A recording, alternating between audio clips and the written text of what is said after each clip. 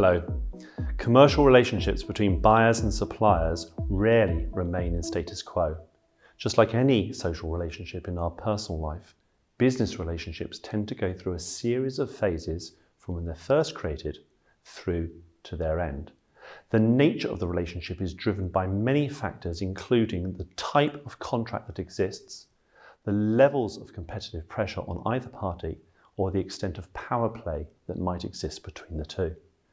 At various points in its cycle, the influence of these factors change, and this will have a profound impact on the relationship over time. Let's take a closer look at the 4 recognized stages of the relationship life cycle. These are initiation, growth, maturity, decline.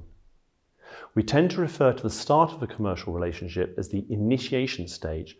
All new relationships start tentatively because the parties don't know each other and have very little experience of each other to fall back on. Typically, the relationship might start because a supplier has won a competitive bid and has been awarded a contract. It's at this stage onboarding activities might occur, including activities such as kick-off meetings, security clearance, briefings, handover activities, training, and so on. These actions are critical to bring the supplier to speed if we want them to perform well for us. The quicker and more thoroughly that a buyer is able to initiate the supplier, the better the supplier will be to perform for us in the way that we want them to. The second phase of the relationship life cycle is the growth phase. This is where the volume of work that the new supplier has with the buyer increases quickly over time. In effect, they are transitioning from zero to full engagement, and so the buyer needs to undertake a careful monitoring of the contract performance to ensure the supplier is fulfilling its duties and its obligations correctly. If a supplier is given too much work too soon, they can easily struggle, and this could have a detrimental impact on the buyer. You'll note that relationships during these first 2 stages of the life cycle are typically collaborative, as the buyer and supplier work together on joint goals to grow the relationship. The third phase of the relationship cycle is typically the longest one. We refer to this as maturity because we expect the relationship to have overcome any initial challenges and now to be operating at full capacity and at peak performance.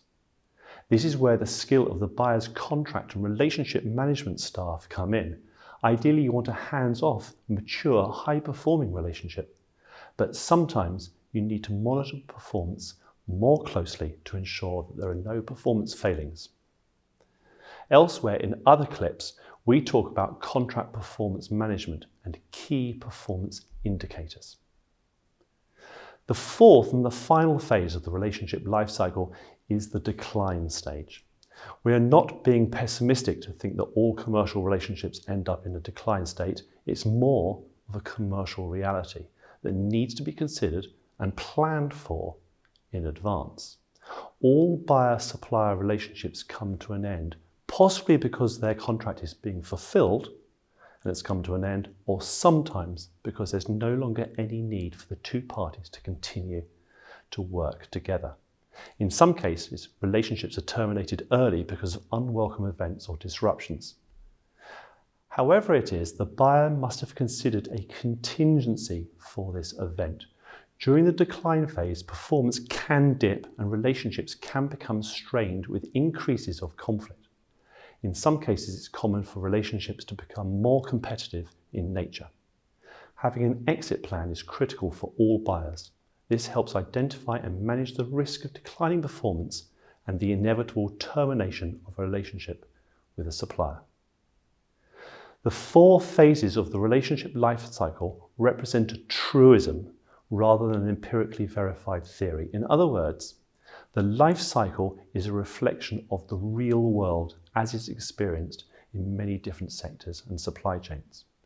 Now, you can find out more about supplier relationships and the relationship life cycle and the concept of supplier relationship management in our publication, The Procurement Models Handbook. Details are in the description below. If you are studying for your CIPS qualifications, you'll find this model a useful addition for your studies across all levels of study. Make sure you understand each of the phases for the relationship and the practical activities that a procurement manager needs to undertake to get the most from their supplier. You may also want to consider how the relationship can change between being collaborative or competitive over its lifetime. I hope you found this useful. Thanks for watching, and please remember to like the video and to subscribe to our channel for more CIPS exam revision tips. Thanks for watching.